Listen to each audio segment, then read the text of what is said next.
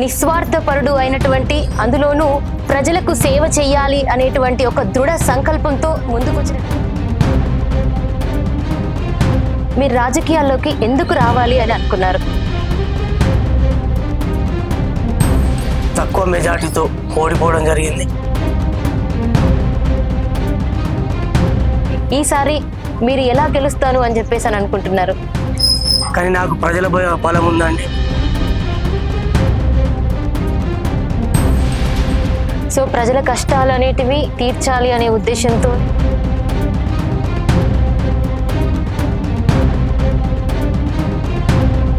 మీరు tag line చూశాను, ఖద్దరు బట్టను కాదు కాలిన కడుపును చూడండి అని చెప్పేసి.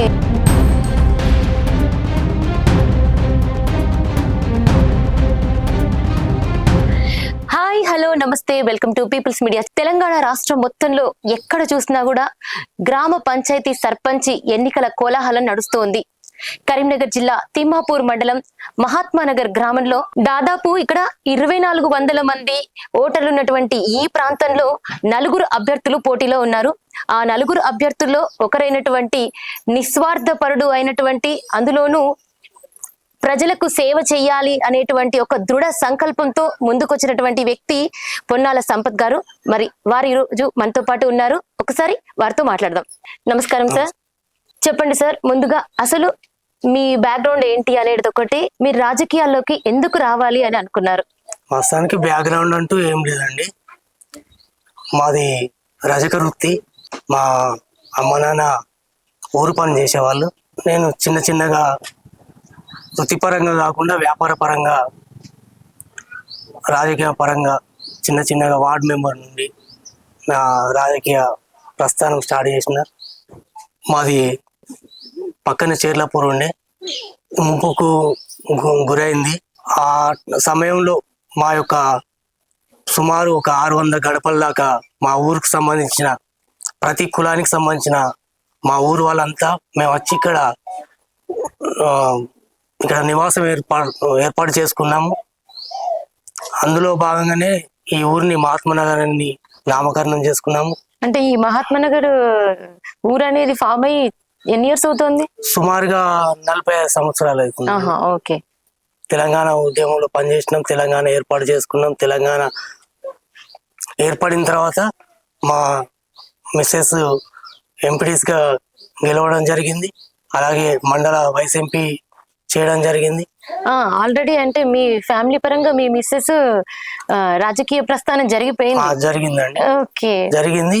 అదే క్రమంలో మళ్ళీ సర్పంచ్ ఎలక్షన్ జరిగినాయి. ఆ టైంలో మేము పోటీ చేయడం జరిగింది. కొన్ని అనివార్య కారణాల తక్కువ మెజార్టీతో ఓడిపోవడం జరిగింది.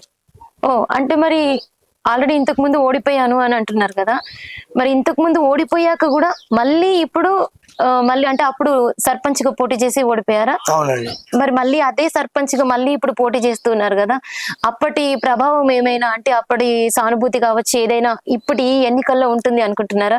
అయితే ఏం లేదండి, అప్పుడు తక్కువ మెజార్టీతో ఓడిపోవడం జరిగింది. అప్పటి నుండి ఇప్పుడు సుమారు 7 సంవత్సరాల నుంచి వెళ్ళి మా ఊరి ప్రజలు కొన్ని విధాలుగా కొన్ని రకాలుగా బాధపడ్డారు. నిన్ను గెలిపించుకోలేకపోయినామన్నారు, ఊరికి ఏం మంచి జరగలేదు అన్నారు. అదే ఉద్దేశంతో నాకు అప్పటి సానుభూతి ఉంటది, నా ఊరి బలం ఉంటది అనే విధంగా నేను ముందుకు రావడం జరిగిందండి. ఆల్రెడీ మేము ఓడిపోయామండి చేసి లాస్ట్ టైం అని అంటున్నారు, మళ్ళీ అదే స్థానంలో పోటీ చేస్తూ ఉన్నారు కదా, ఈసారి మీరు ఎలా గెలుస్తాను అని చెప్పేసి అని అనుకుంటున్నారు? వాళ్ళకి అన్ని రకాల అన్ని బలాలు ఉన్నాయి. కానీ నాకు ప్రజల బలం ఉందండి, సానుభూతి ఉంది. వాళ్ళు ఇచ్చిన ధైర్యంతోనే నేను ముందుకెళ్తున్నా. ఓకే, ప్రజల బలమే అన్నిటికంటే ముఖ్యమైనది. ఏ బలం ఉందైనా కూడా ప్రజల బలం ఉంటే అన్ని కూడా దిగదొడిపే అంటారు. ఆ బలంతోనే నేను ఇప్పుడు ముందుకెళ్తున్నాను అంటారు. మరి ఇప్పుడు ప్రతిరోజు ప్రచారాలకు వెళ్తూ ఉన్నారు కదా, ప్రచారంలో మీకు ఎలాంటి స్పందన వస్తుంది? బ్రహ్మాండంగా ఉందండి. ఖచ్చితంగా మా బిడ్డవు, మా తమ్మునివి, మా అన్నవు, మా ఊరోనివి, నీకు తప్పించే వాళ్ళకి ఇస్తామని, నిన్ను మాత్రం గెలిపిస్తాం, లాస్ట్ టైం మేము మిస్ అయినామని చాలా మంది బాధపడుతారు. ప్రత్యేకంగా నన్ను నువ్వు ఎలాంటి డబ్బులు ఖర్చు పెట్టుకోకు, నువ్వు అప్పుల పాలు కావద్దు అని కూడా కోరుకుంటున్నాను. ఓకే. ఇప్పుడు వరకు అంటే మీరు రాజకీయంలో ఎంటర్ అయ్యి ఇన్ని ఇయర్స్ అవుతుంది, ఇప్పుడు సర్పంచ్ గా నిలబడదామని చెప్పేసి మీరు ఎప్పటి నుండో అనుకుంటారు. అయితే ఈ క్రమంలో మీరు ఇంతకు ముందే ఏమైనా ప్రజల కోసం చేసిన కార్యక్రమాలు ఉన్నాయా?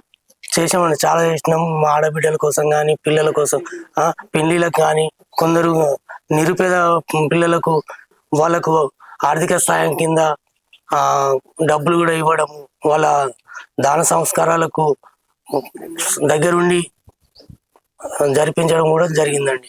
బోర్లు కానీ, డ్రైనేజ్, టెంపుల్ డ్రైనేజ్ సమస్య, చర్చికి స్లాబ్ కూడా ఇప్పించడం జరిగింది. సో ప్రజల కష్టాలు అనేటివి తీర్చాలి అనే ఉద్దేశంతో మీరు ముందుకు సాగుతూనే ఉన్నారు. ఆ క్రమంలో భాగంగానే ఇప్పుడు ఇక్కడ పోటీ చేస్తున్నాను అన్నారు. మీరు ప్రతిరోజు ప్రచారానికి వెళ్తూనే ఉన్నారు కదా, మరి ఎలాంటి సమస్యలు మీ ముందుకు వస్తూ ఉన్నాయి ప్రజల్లో నుండి? అంటే సమస్యలు అంటే ఏంటంటే మెయిన్ గా మనకి సీసీ రోడ్లు, కొన్ని కొత్త ప్లేసులలో కొత్త కన్స్ట్రక్షన్ జరిగిన ప్లేసులలో సీసీ రోడ్లు, డ్రైనేజ్ సమస్య, కొంతమంది పెన్షన్స్ కూడా అడుగుతున్నారు రాలేదని. అట్లాంటి సమస్యలన్నీ మేము తర్వాత విజయం సాధించిన తర్వాత అవి నెరవేరుస్తాం వాళ్ళకి తప్పకుండా. మీ అంటే ఎక్కువ సమస్యలు ఏంటి అంటే డ్రైనేజీ కావచ్చు, లేకపోతే పెన్షన్, ఇలాంటి సమస్యలు, సీసీ రోడ్లు, ఇలాంటి సమస్యలు. ఓకే, దానికోసానికి ఖచ్చితంగా మీరు పరిష్కార మార్గాన్ని చూపిస్తాను అని అంటారు. మెయిన్ గా ఏంటి పోయినా గానీ మెయిన్ గా ఈ కోతులది ఒకటి బాగా పెద్ద సమస్య మారింది. దీన్ని ఏం చేయకుండా సరే ఈ కోతులను ఎల్లగొడితే చాలు మాకు అనే లెక్కల ఇప్పుడు ఉన్న ప్రజలు అట్లా ఉన్నారండి. ఇప్పుడు గెలిచిన తర్వాత ఎలాంటి కార్యక్రమాలు చేయాలనుకుంటున్నారు? అందరు కామంగా చెప్పేటి లైట్లు వేపిస్తాము, మోరీలు కట్టిస్తాము, సీసీ రోడ్లు వేస్తాము, ఇవన్నీ అవి గ్రామ పంచాయతీ సెంట్రల్ ఫండ్స్ వస్తాయి, అది ఎవరైనా చేస్తారు. కాకపోతే ఆ పనులు వాళ్ళే ప్రజలే చేపిస్తారు. నేను చేసే పని ఏంటంటే సొంతంగా నేను మా ఊరికి ముఖద్వారం అనేది లేదండి, దాన్ని నేను సొంత డబ్బులతో నిర్మించాలని నేను అనుకుంటున్నా. అలాగే ఎవరైనా చనిపోతే శ్మశాన వాటిక మాకు 2 కిలోమీటర్ల దూరం ఉందండి. రోడ్డు కూడా సరిగా లేదు, నడిచి వెళ్ళే పరిస్థితి లేదు. అలాంటిది అక్కడికి వెళ్ళాలంటే మాకు వైకుంఠ వ్రతం లేదు, పక్కూరు నుంచి వెళ్ళి తెప్పించుకోవడం జరిగింది. అది ఏదైనా రిపేర్ ఉంటే ఇబ్బంది పడవలసి వస్తుంది. దానికి కూడా వైకుంఠ రథానికి కావాల్సిన ఏర్పాట్లు నా సొంత ఖర్చులతో చేసి నేను త్వరలోనే గెలిచిన వెంటనే దాన్ని నా సొంత ఖర్చులతో తీసుకొస్తా. చాలా బాగుంది సార్ మీ యొక్క అంటే. అలాగే ఇంకో విషయం ఏంటంటే అందరూ ఎక్కడ కానీ ఇప్పుడున్న సమస్య ఏంటంటే ఈ కోతుల సమస్య ఉంది. అంటే ఊర్లోనే కాదు, మా ఇంట్లోనే కూడా కోతులు నానా హంగామా చేసిన సందర్భాలు బాగున్నాయి, బాధపడ్డ సందర్భాలు ఉన్నాయి. అలాంటిది కోతులు పట్టించుడు కాదండి, పట్టించుడు ఎవరైనా పట్టిస్తారు. పట్టించిన తర్వాత మళ్ళా వారానికి వచ్చేది తెలియదు, 4 రోజులకు వచ్చేది తెలియదు. శాస్త్రంగా కోతులు అనేది కోతుల బెడద లేకుండా ఆ కోతులు పట్టే వాళ్ళతోనే ఒక కాంట్రాక్ట్ పద్ధతిలో వాళ్ళకి సంవత్సరానికి ఇంతనా లేకపోతే 5 సంవత్సరాలకి ఇంతనా అనేది ఒకటి అది నేను మాట్లాడుకొని నా సొంత ఖర్చులతోనే అది నేను కోతులు లేకుండా శాశ్వతమైన కోతుల బెడద అంటే శాశ్వతంగా ఈ మహాత్మా నగర్ గ్రామ ప్రజలకి కోతుల బెడద లేకుండా చేస్తాను అంటారు. తప్పకుండా చేస్తాం అది. ఓకే, అంతేకాకుండా మీరు చెప్పారు చూడండి వైకుంఠ రథం, అది మనిషి నిజంగా అది ఖచ్చితంగా కావాల్సినటువంటిది. అంత గొప్పనైనటువంటి కార్యక్రమం కూడా మీరు చేస్తాను అని చెప్పేసి ప్రజలకి మాటిస్తున్నాను అని చెప్పేసి అని అన్నారు. ఇది కూడా చాలా మెచ్చుకోవాల్సినటువంటి విషయం అండి. వాస్తవానికి ఇప్పుడున్న సిచ్యువేషన్ లా ఒక వెనక బ్యాక్ సపోర్ట్ లేనిది, అంటే మీరు ఇప్పుడు ఇండిపెండెంట్ గా నిలబడ్డారు కదా, ఎలాంటి రాజకీయ పార్టీలతో సంబంధం లేకుండా ఇండిపెండెంట్ గా ఈ రోజు మీరు పోటీ చేస్తూ ఉన్నారు. కాబట్టి అంటే జనరల్ గా రాజకీయ సపోర్ట్ ఉన్న వాళ్ళది వేరే ఉంటది. వాస్తవానికి ఏంటంటే మామూలు సామాన్య మానవుడు రాజకీయంగా పోటీ చేయాలన్నా ఏదైనా పదవులు అనుభవించాలన్నా ఇప్పుడున్న రాజకీయంలో అనుకూలంగా లేవండి. కేవలం డబ్బు, రాజకీయ పలుకుబడి ఉన్న వాళ్ళే చేయాలనుకుంటారు. కానీ ఎలాంటి బలగము, ఎలాంటి డబ్బు లేని నేను ప్రజలను నమ్ముకొని నేను ముందుకు వస్తున్నా, వాళ్ళకు సేవ చేస్తా అని నేను మాటిస్తున్నా. మీరు ట్యాగ్ లైన్ చూసాను, ఖద్దరు బట్టను కాదు కాలిన కడుపును చూడండి అని చెప్పేసి అని ఒకటి పెట్టారు.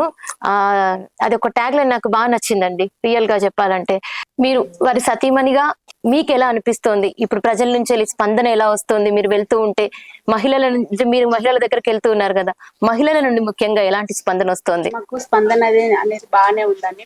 ప్రజలలో ప్రతి గడపకు వెళ్ళినా కూడా తప్పకుండా సంపత్ గారు విజయం సాధిస్తారు, తప్పకుండా ఈసారి మీరే గెలుస్తారు, మీరేం బాధపడకండి, మీరేం టెన్షన్ పెట్టుకోకుర్రి, ప్రతి గడపకైనా కూడా మమ్మల్ని ఆశీర్వదించి పంపిస్తున్నారు.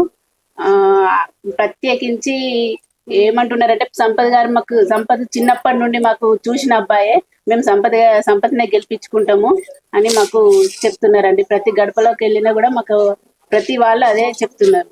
ముఖ్యంగా ఆడబిడ్డల సపోర్ట్ ఉంటే ఖచ్చితంగా ఎవరైనా కూడా గెలుస్తారు కదా. ప్రతి ఒక్కరి మనసులో మా వారే ఉన్నారండి, వాళ్ళ ఆశీర్వాదం మా వారికి ఉంటుంది తప్పకుండా. వాళ్ళ ఆశీర్వాదం, ప్రజల ఆశీర్వాదంతో తప్పకుండా విజయం సాధిస్తారని నేను కోరుకుంటున్నా.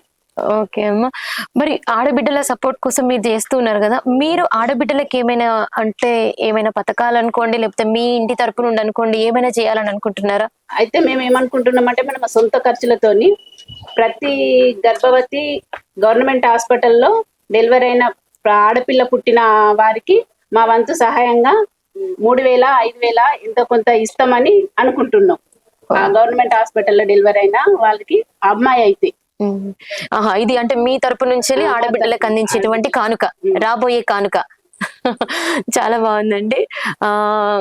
ఇద్దరు కూడా ఒకరికొకరు సపోర్ట్ గా ఉంటూ ఈ రోజు ఇంత చక్కటి అంటే సర్పంచ్ గా నిలబడడం, నిజంగానే మీరు అన్నట్టుగా ప్రజల అండదండలు మీకు ఉంటూ మీరు ఖచ్చితంగా గెలవాలి అని చెప్పేసి మా పీపుల్స్ మీడియా ఛానల్ నుంచి కూడా మేము కూడా మనస్ఫూర్తిగా కోరుకుంటున్నామండి.